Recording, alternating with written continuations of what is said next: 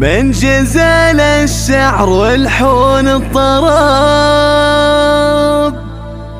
اعلنوا الافراح في ديار العرب.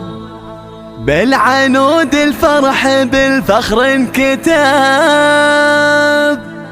هذه والله فرحة الألف نعام.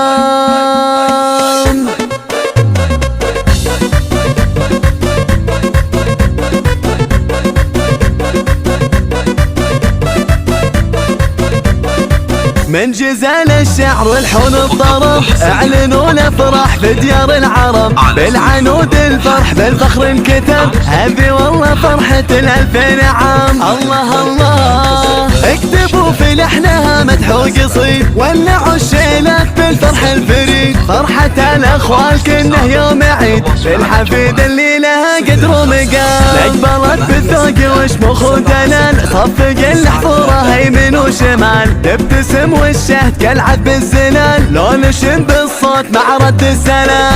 اقبلي وامشي على كف الزهور، نور الحفلة بإطلالة حضور. نمنحك الأشعار من فيض الشعور، يا جمال يظهر البدر التمام. هذه درة أمها أحلى البدور، الجمع فيك العنود والله فخور. الله اللي جملك زين ونور، كأن وجهك هدي الدنيا سلام.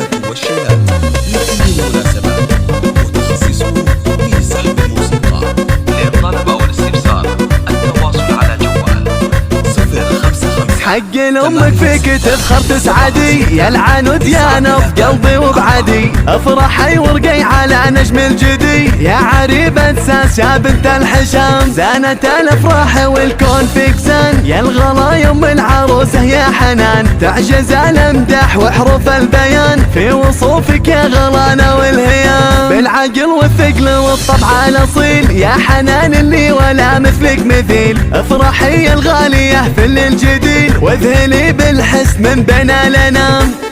فقط وحصريا على استوديو حنين الخليج. يا عروسة العنود اجمل ملاك، الحاننا بالحب تمدح في غلا. يا سعد من هو اللي فاز وخذا، يسعد بقربك يا بنت الكرام. بنت ناصر الزنا في الشهم، من رقاب الطيب وفعول الكرم. فرحته فيك واصله فوق القمم، يزدهي بك يرتقي فوق الغمام. ختمها جعل السعد طول الليال، والفرح والخير في اول وتال. والقصيدة تجيك من اغلى الخوال، جعل فرحك والسعد دايم دوام.